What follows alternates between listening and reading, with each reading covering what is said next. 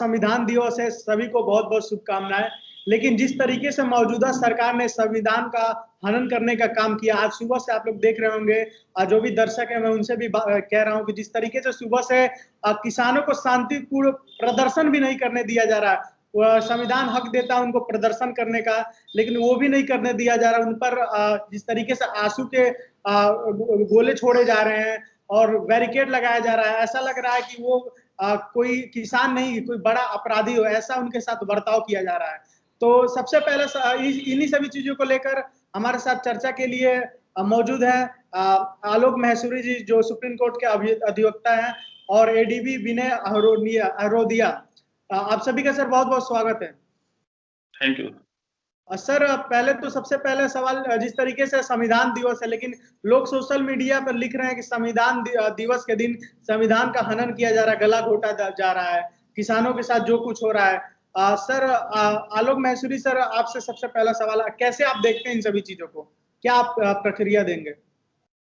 ये बिल्कुल जो भी किसानों के राइट्स को लेकर जो स्ट्राइक कर रहे हैं, उनको रोकने का प्रयास करना एक बिल्कुल अनकॉन्स्टिट्यूशनल वे है। और जिस तरीके से इन्होंने उस किसानों को स्ट्राइक करने से रोका है, वो तो बिल्कुल ही अनकॉन्स्टिट्यूशनल है।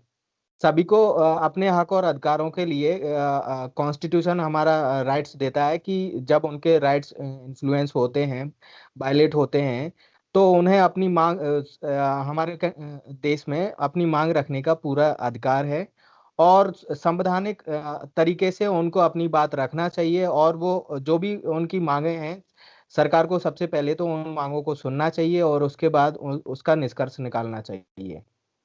बिल्कुल सर, आप बिल्कुल ठीक करें। जिस तरीके से संविधान दिवस के दिन किसानों पर ऐसा चाबुक बरपाया गया इस सरकार द्वारा, अच्छी नजीर नहीं पेश कर रही है सरकार। मैं बता दूं कि कंट्रोल तारों के साथ, पानी के बौछारों के साथ इन किसानों के ऊपर हमला कराया जा रहा है। और जिस देश में जय जवान जय किसान का नारा दिया गया था, उस देश में ऐसा हो रहा है। सर डीबी विनय सर, मैं आपसे जानना चाहूंगा, आपकी क्या इस पे प्रक्रिया है? आखिर ऐसा क्यों, किसानों के ही साथ हमेशा ऐसा क्यों अन्याय होता है? सर हमारे देश को चलाने की दो प्रक्रिया समझता हूं मैं। एक तो जय जवान जो हमारे देश के बॉर्डर पर डिप्लॉयड हैं, वो हमारे देश की सेवा कर रहे हैं, और दूसरा अगर वो सेवा नहीं करेंगे तो बाहरी देशों का आक्रमण कभी भी हो सकता है। और एक दूसरा सैनिक है। वैसे तो देखा जाए तो सैनिक तो हर कोई होता है, हम अपनी फील्ड के सैनिक है, आप अपनी फील्ड के सैनिक है, लेकिन ग्राउंड लेवल पर देखा जाए तो देश का किसान अगर अन्न पैदा ही नहीं करेगा तो देश की जनता खाएगी क्या, सरकार कैसे चलाएगी, कहां से अनाज लेके आएगी? और देश के सैनिकों के साथ में अगर ऐसा बर्ताव किया जाएगा तो ये तो बिल्कुल ही अनकॉन्स्टिट्यूशनल है। और हमारा संविधान इस बात की हमें परमिशन देता है कि हम अपनी बात को पीसफुली कहीं भी रख सकें, लेकिन हमारी बात को इस सरकार में कभी रखने दिया ही नहीं गया वो अभी तक। तो चाहे वो सीए को लेकर देख लीजिए, चाहे अब कोरोना को देख लीजिए। कोरोना के टाइम पे सरकार को ध्यान देना चाहिए कि कोरोना कितना फैल रहा है। जहां लॉकडाउन की जरूरत नहीं थी वहां लॉकडाउन लगाया गया। अब इतने पेशेंट होने के बाद में भी कोई सरकार ध्यान नहीं दे रही है। इलेक्शन आते हैं तब तो इनका कोरोना चला जाता है, पता ही नहीं कहां होता है। इलेक्शन जाते ही दोबारा से कोरोना आ जाता है, पब्लिक मरने लग जाती है। जब बिहार इलेक्शन थे तब कोरोना कहां गया था? तो फ्री में इनको डोजेज दी जा रही थी कि आपको कोरोना का वैक्सीन बिहार में फ्री में दी जाएगी। क्यों दी जाएगी? वो कोरोना का वैक्सीन नहीं थी, वो इलेक्शन का वैक्सीन था, इलेक्शन जीतना था इन लोगों को। ये सब किया जा रहा है और किसानों के साथ इतनी बर्बरता की जा रही है आजकल। मैं आज सुबह से ही न्यूज चैनल पर देख रहा था कि वो दिल्ली आना चाहते हैं किसान, पीसफुली अपना प्रोटेस्ट करना चाहते हैं, तो करने दो, या फिर उनसे वार्ता करो। आपके मीडिएटर हैं, किसानों के मुखिया है, उनसे आप बातचीत करो। बातचीत करके कोई भी परेशानी का हल निकल सकता है, लेकिन सरकार तो इस बात को देख ही नहीं रही है। ये मुद्दे हैं मेन जो सरकार को देखने चाहिए। आखिर जब सरकार का मुखिया जो हमारे प्रधानमंत्री जी हैं वो, और किसानों के मुखिया जो भी इसका नेतृत्व कर रहे हैं आंदोलन का, उन दोनों के बीच में कोई ना कोई वार्ता होनी चाहिए।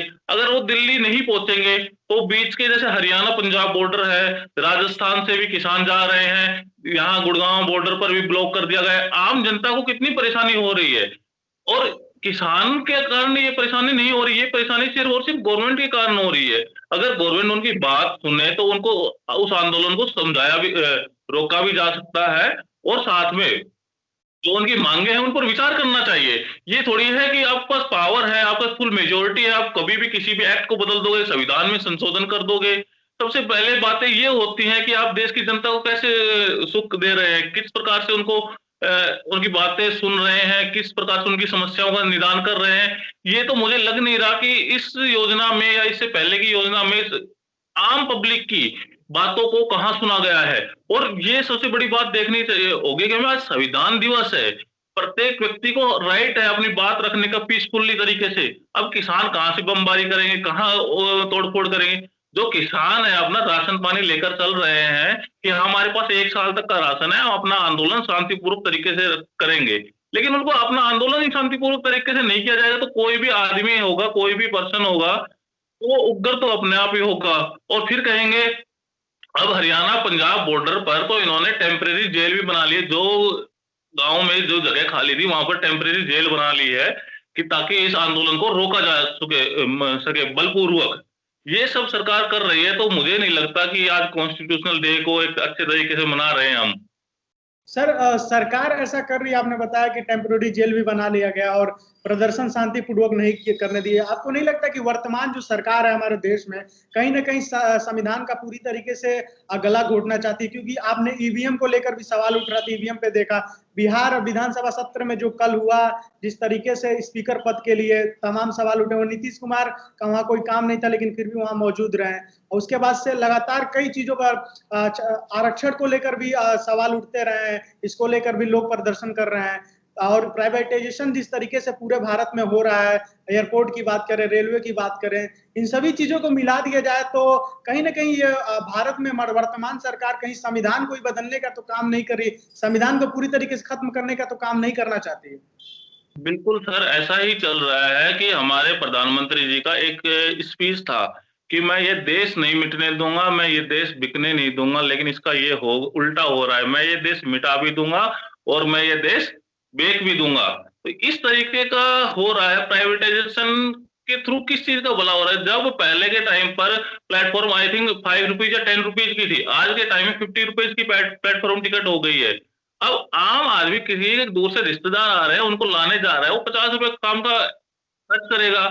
इस तरीके से प्राइवेटाइजेशन से हमारा कोई फायदा नहीं हो रहा, उससे नुकसान हो रहा है। अब लॉकडाउन के कारण गरीबी और बढ़ी है और अमीरी और ज्यादा हुई है। मैंने न्यूज़पेपर में देखा था कि 10% जो भी पर्सन्स थे जिनकी बिजनेस थे, जो फिर पैसे वाले थे, उनकी आमदनी 60% तक ग्रोथ की है।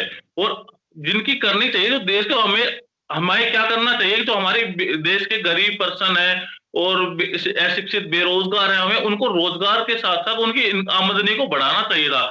बट ऐसा कोई सिस्टम ही तैयार नहीं हुआ पूरे लॉकडाउन में ताकि हम उनका एक तरह से जीवन यापन में थोड़ी सी सुविधा कर सके। बल्कि इसमें तो पैसे वाले और पैसे वाले हुए हैं और गरीब जनता और गरीब जनता हुई है। तो इसमें जो भी हमारे संविधान के अनुच्छेदों का दुरुपयोग करके आरक्षण पर निशाना साधकर जो किया जा रहा है, बिल्कुल ही अनकॉन्स्टिट्यूशनल है, गैर अवैधानिक है। तो सरकार को सोचना चाहिए। आखिर सरकार आती जाती रहती है, बट देश को हमें देखना चाहिए। देश हमारा वही है, 1947 में भी इंडिया था और आज भी इंडिया है। तो सरकार तो आएंगी और जाएंगी। देश की एकता रहनी चाहिए, देश का संविधान बना रहना चाहिए, अखंडता रहनी चाहिए।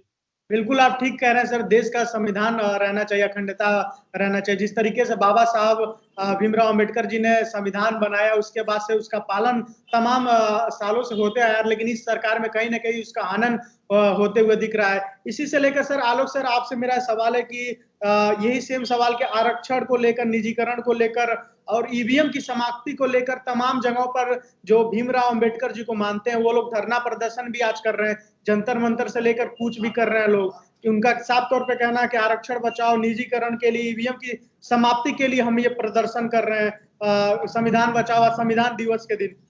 इस आप क्या सोचते हैं सर, आपका क्या प्रतिक्रिया है?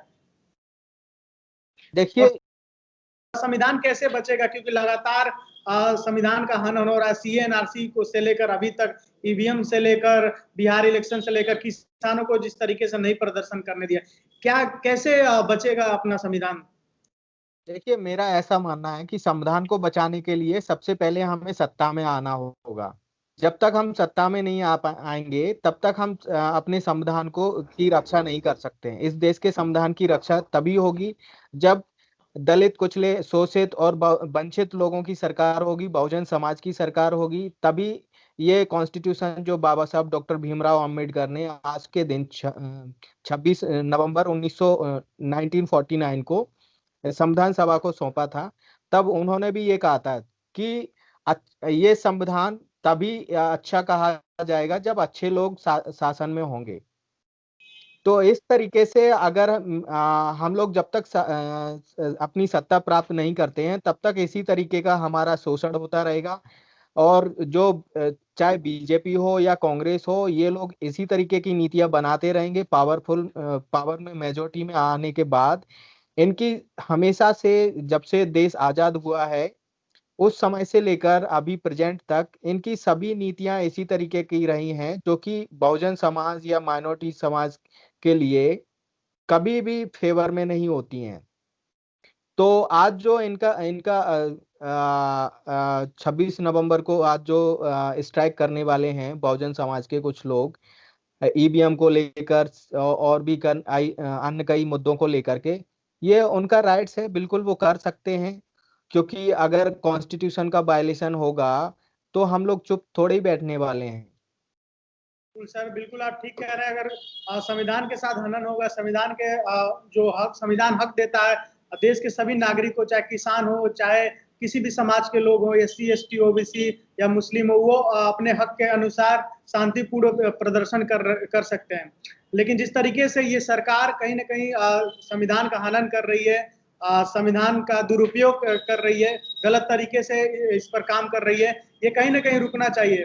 तो सर, आप दोनों ने आप महत्वपूर्ण समय दिया, उसके लिए बहुत बहुत धन्यवाद आपका। सभी को संविधान दिवस की हार्दिक शुभकामनाएं।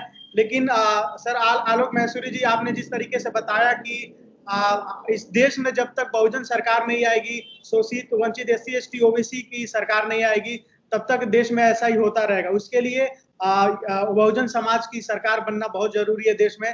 तभी जाके बाबा साहब ने जो संविधान दिया था, जो उन्होंने संविधान बनाया था, उसकी रक्षा हो सकती है और लोकतंत्र की रक्षा हो सकती है और देश हमारा उन्नति करेगा। तो सर, आप दोनों का बहुत बहुत धन्यवाद तमाम जानकारी के लिए, हमारे साथ जुड़े रहने के लिए। और एक बार फिर संविधान दिवस की हार्दिक शुभकामनाएं आप सभी को। चैनल को सब्सक्राइब नहीं किया है तो प्लीज़ सब्सक्राइब कीजिए और ताज़ा अपडेट पाने के लिए बेल आइकन को दबाना